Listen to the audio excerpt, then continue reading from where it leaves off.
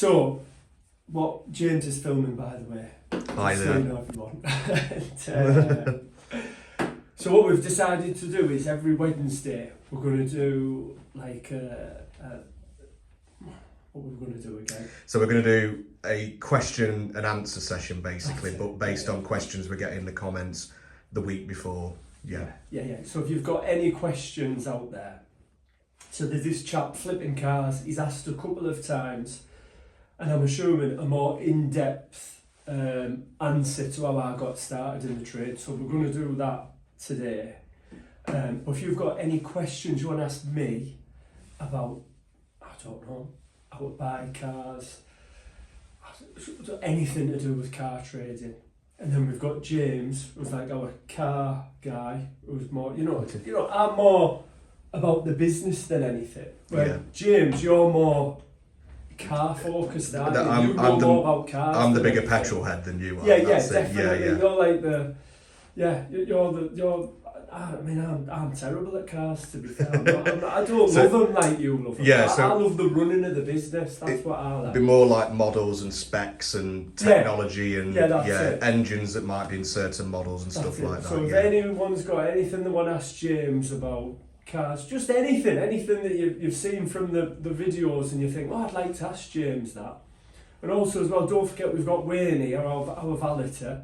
So if you want any questions on, machine polishing, how to clean a car, whatever, Tips and tricks. yeah, tips and tricks. And then we've got the garage next door with Mark the mechanic, who's like a master mechanic. So if you've got anything you want to know, but if you've got problems with cars at the minute and you're in a bit of a pickle, just put it all in the comments, because we read all the comments, don't we, James? Yeah. Every single one. So we read all of them and just ask us some stuff. And every Wednesday we're going to do this ask us anything sort of questions.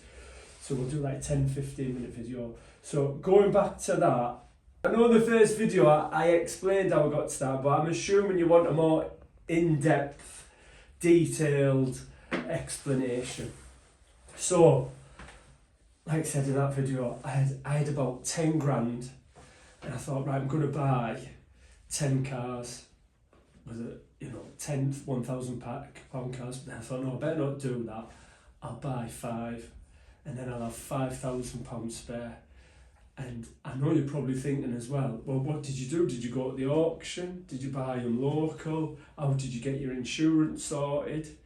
So first up, I got my insurance sorted, and I'd done it at the time. I mean, we're going back 10 years ago. I'd done it with TradeX, and I'm pretty sure they're still going now. So if you want to Google that, TradeX, they can get you started on a trading from home sort of basis. And at the time, I think I paid about 2 grand for that. Maybe 1,500 to 2 grand. Other thing is, at the time I was 32, so I know there is traders, if you're starting out and you're 18, it's astronomical, the insurance. I think it does get a bit cheaper when you get about 20, 21, but there is ways around it. So that's what I done first. I got the insurance sorted, because if you want to go to the auction, you need to provide them with a trade insurance certificate. So once you've got that trade insurance certificate, you can then go to Mannheim, BCA, G3 Auctions, Aston Barclay, all that, and get set up. Yeah. Or if you go to Newark, you know Newark, James? No, well, so it's Newark, Stoneacre, isn't it? Newark, I don't think they're as strict on the old insurance policies. They're more of a you imagine your old school sort of Yeah, car auctions. it's more you'd have in the old day, school, isn't it? So Newark auction is a really good one to get started at. If you're from round here, well, it's a national company, it's Stoneacre.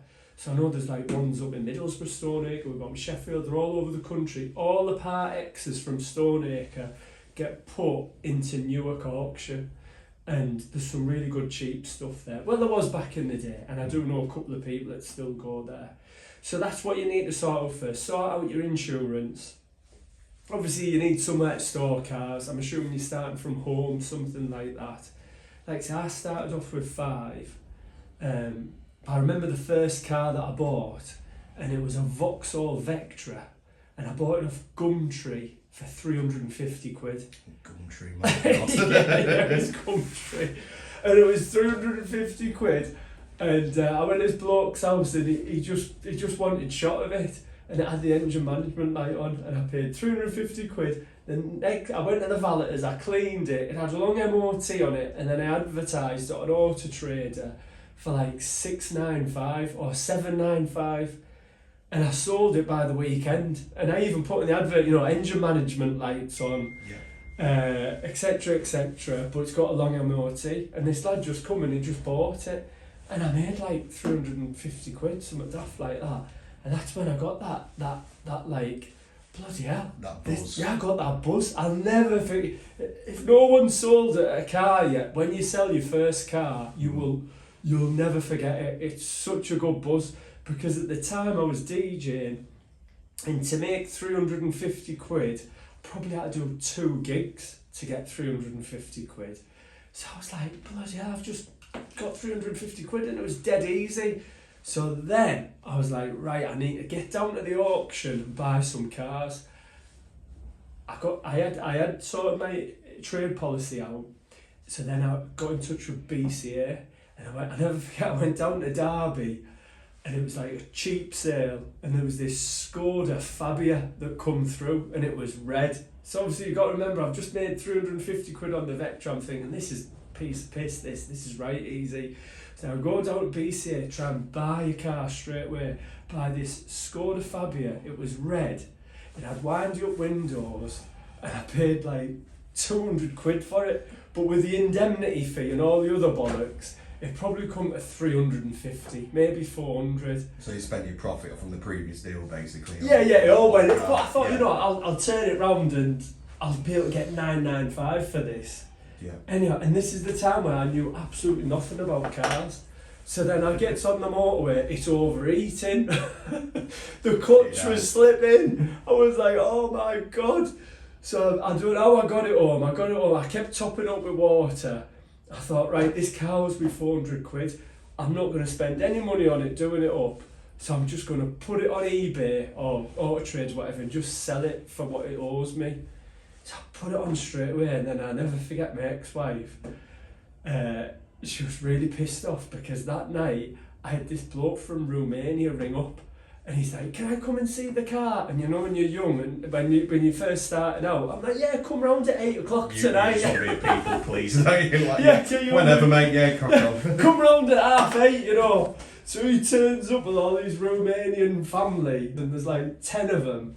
And I'm like, yeah, there it is, it's over here, it's doing this, it's doing that. And he mustn't have been able to understand me. He's like, yeah, he'll have it. And he gives 400 quid.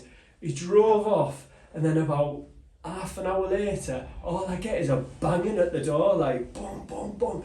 This car, no work properly, we want money back. So imagine my ex-wife was like, bloody hell, is this what it's going to be like? And all this shit. So I was like, there's your money back. And then I put it on eBay as an auction, and I said, all the faults with it and all that sort of stuff. And then this bloke from Liverpool come down and bought it. He was a bit of a mechanic and knew what to do. So this is how I got started off. Really difficult, doing it from home. My ex-wife was helping me, dropping me off at garages and stuff like that. But I even remember going to the auction with my little lad in the buggy. It was really bad bidding on cars, and he was in his buggy, and we were just getting lifts everywhere. And I had about 4. I could get 2 cars down the side of the house, and I had 2 or 3 parked up the road. And I was just selling like Mondeos, Fiestas, Focuses. It was everything under the bread and butter stuff. Yeah, it was bread and butter, 2-3 grand stuff. And to be fair to it, it was flying out. You would advertise it, and within 2 weeks, it would sell straight away. So that's how I got started. But what I would recommend people to do is not like give up the full-time jobs straight away, especially when you're starting off with, small pot. Like I had 10 grand, which, that's a lot of money, 10 grand, isn't it? And it's enough. Like if you're thinking, I'll start off with 10 grand and I'll buy an £8,000 car, It's not that's enough. the worst thing you can do, because you could be sat on that £8,000 car for absolutely months, because anything over 5 to 10 grand, don't get me wrong, some of it does sell straight away, depending on what it's priced at. Yeah. But if you're starting out and you've only got a few cars, you know, you've got to keep the money flowing to keep the business growing. So stick to under 5 grand sort of stuff, because that your phone will be going all the time.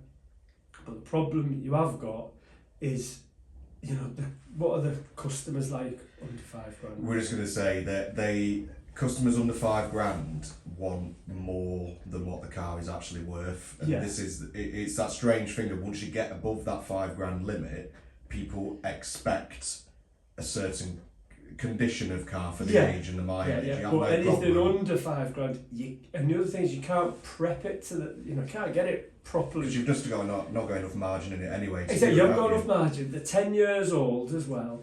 They're higher mileage, you know, so you need to be selling cars as well. People who are going to buy them with life experience. Like, Yeah. I always like selling Focuses and Mondeos, because it's your like middle-aged sort of man that'll have it, who's like, oh, it doesn't matter about that scratch, it doesn't matter about that little ding. But when you're selling the Fiestas, and then you've got mum and dad coming round with the First little car. princess, Yeah, first car and buyers. it's 2 grand, but they want it like brand new, don't they? Yeah, You because know, because in the mind they've built themselves up to, I'm getting a brand new car. But it Exactly. isn't. To them it's brand new. It's brand new to them, but that car's not brand new to the market. no, It's of had a course life. it's not. It's like buying a 10-year-old iPhone. Yeah, exactly. You know what I mean? You'd be like, "Bloody hell, look at that."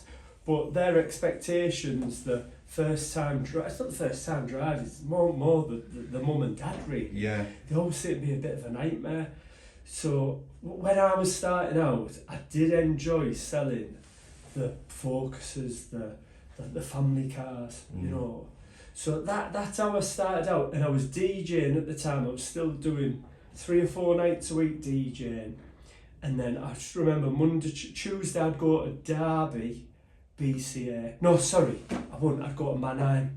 So Mannheim would be on. I think it was on Monday or Tuesday, and it was the budget sale. So it was really good actually. It was Sandy Acre. I think it's Sandy Acre. It was like a Ford agent. They'd Yeah, put yeah. all their cheap stuff through, and you'd get some cracking. You know, the old shape Focuses. I used to love Mark them. ones and The Mark ones, yeah. And you know, you'd get them for 600 quid.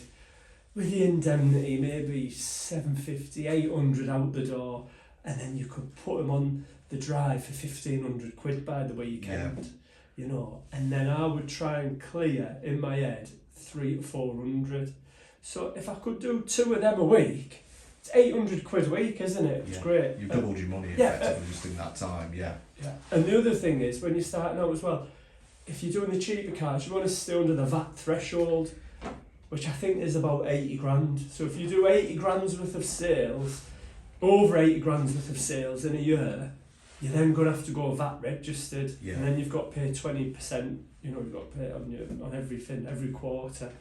So, you know, when you're starting out, just that's another reason to stay with the cheaper cars. Just in my opinion, just to cut your teeth, isn't it? To get the experience. To know what you're doing. Yeah. And also as well, to build up your network is your net worth.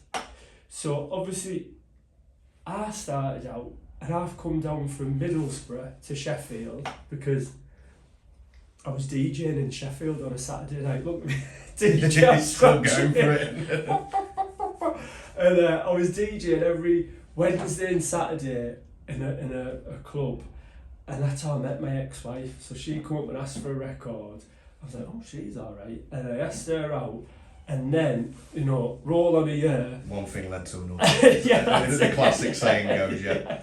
So we you know, we had our little boy, and I'm still DJing. And this was like when I was 32, then 33. I'm like, bloody hell. So what I'm trying to say is, I was in Sheffield. I didn't have any contacts in the motor trade. I didn't have. So if I can come down to Sheffield and get to where I've got, if you're from wherever you are and you know mechanics, you're laughing. But my main thing was, getting to know the mechanics, Yeah. getting to know the correct people. I think the important thing with that is sometimes don't be afraid of buying something that needs a fix. Because you're gonna have to get to know people. Exactly. If you buy a thing that's in mint condition, Yeah. you're never gonna build up that base effectively. No, But no. if you bodywork especially, because Yeah. finding people who can do bodywork well is That's important. it. Auto electricians, because they're massively in demand all the time, aren't they now? Yeah. And the other mistake you might make in the beginning, or what I made was, you'd go to mechanics and they'd be really expensive, and they don't know you from Adam, Yeah. so you haven't built that trust up with the mechanics. So that's what I'd done when I started buying the cars. I just went round all the garages where I thought, oh well, he's going to be a little bit cheaper, or the rates on that's going to be okay, and I'm like, do I get on with that mechanic? Oh, have I got a bit of a connection A with rapport him, you know, a with bit him, of rapport, find common ground with people. Mhm. And like Daz at Viaduct, I've known him since the first year I started, and we still use him now, don't Yeah, we? yeah, He's like exactly. our magician, he's our magician mechanic. So once you find one of them, you're laughing. So I found Daz, and then body shops, I've been through loads of different body shops, but you know, generally they're all pretty much the same. So that's what I done when I started out. My network was my net worth, and just getting to know the cars. That was amazing. And the other great thing when I started out as well, ignorance is bliss, because I mean I couldn't even tell if a clutch was slipping, and I've probably sold a few cars with slipping clutches, or Honda Jazzers with the gearbox, you know, that like the bearings. Like if I get in one, I'm like, oh god, the gearbox needs changing on this. But when I first started, I'd be like, didn't have a fucking clue. No. I was like, oh, that's just how they all sound. It takes someone pointing it out to you to then go, I know that for next time. Yeah, exactly. And you learn it, don't you? Yeah. Or, you know, so there were so many cars. I'm not saying that I was selling dodgy cars. I just generally didn't know that they had problems with them. I think this is it. No. I was about to say the important thing is, because I've tried dabbling in this with you a couple of times myself, I've had my cars that I bought, and just seeing if I can do it. Obviously I'm working for you and I'm selling your cars the majority of the time now, but from ones that I bought personally or cars that I've had myself in the past, you very quickly learn that you've got to be open and honest. That's the perfect thing. Is like, you're not trying to hide anything at all, because the minute you try and hide something, that's when it comes back to bite you on the arse. Definitely. You've just got to be like that story you had with the Fabia then. Trying to sell it once but covering up all the problems didn't work, so then you've just got to be open about it and get your money back effectively. And there's always somebody for that car. Yeah. There's always somebody who doesn't mind buying it with a problem. No. You know, as long as it's priced at the right price. Someone might be selling it, breaking it for parts Exactly. or anything like that. Great for parts. So don't worry about it as well. Like, oh, I'm never going to sell a car. So going back to this is how I've got started. I've gone to Mannheim, I'm getting the cheap cars, I'm selling them from home. And so this is what happened. So I'm selling all these cars from home, and I'm building up the you know, there's probably 7 cars dotted about, and I'm thinking, oh, this is stressing me out. So we were looking at buying a new house, me and my ex-wife,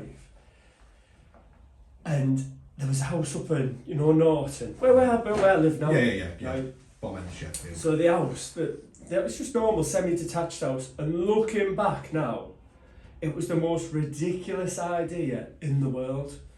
But this house came up for sale, and the garden, when you see my garden, what's it like? It's huge. It's massive. Yeah, it's yeah. like, so when I seen this house, I was like, Steph, we need to buy this house, because what we can do is we can flatten out the garden at the back, and we'll be able to get 10 cars. We'll just put all gravel, and then we'll stick 10 cars there and sell them from home. It is, you know, semi-detached on a normal road. Yeah. It wouldn't have worked. Carpet round the back.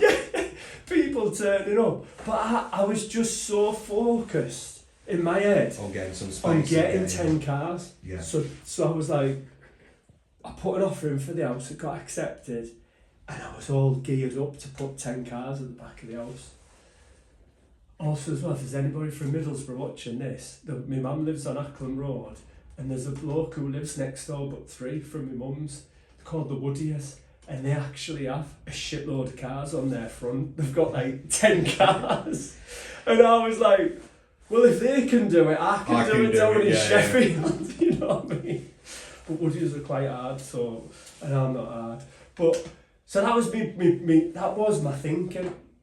So this is what happened. We moved into this house, and the day we moved into the house, and the people moved into our old house.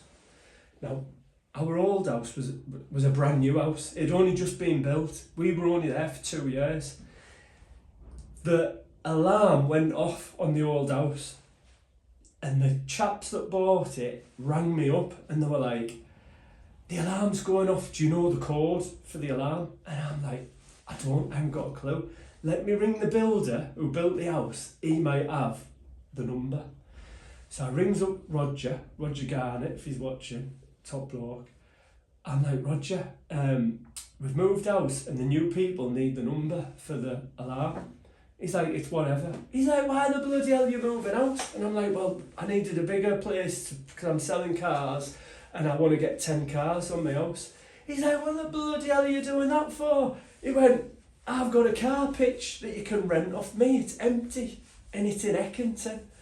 I'm like, "Well, how many cars can you get on there?" He's like, "About 20.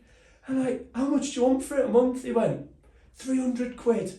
I'm like, "Fucking hell, I'll have it then." So, piss all on it, 300 yeah, quid. 300 quid. So it was like, I know a lot of people watching this think, "Oh, well, you're just lucky. You're lucky that happened." But it wasn't. It was like you make your own luck. Like, fucking hell, all the shit cars that I bought, all the people I had coming round my house, it was just that little serendipitous sliding doors type of moment that always seems to happen when you're grafting your tits off. You just seem to get this little bit of luck. Something comes to save you in that moment, Yeah. It always, with ending up here, everything. So that's what I was doing, I was working my tits off, and then we didn't have to put the cars at the back of the house. And this pitch, don't get me wrong, it was a scruffy pitch, but I tidied it all up really nice. We jet washed it, it looked lovely, and then I went onto the pitch in Eckington. And the good thing was, from the house that we bought, I think I had a little bit of extra money left, so, and I'd added to the pot as well. So the 10 grand had probably went to 15 grand, probably could have added another 5 to it. So I had 20 grand's worth of cars that I could play about with. So 20 grand with 20, you know, it was all 199, 299 stuff.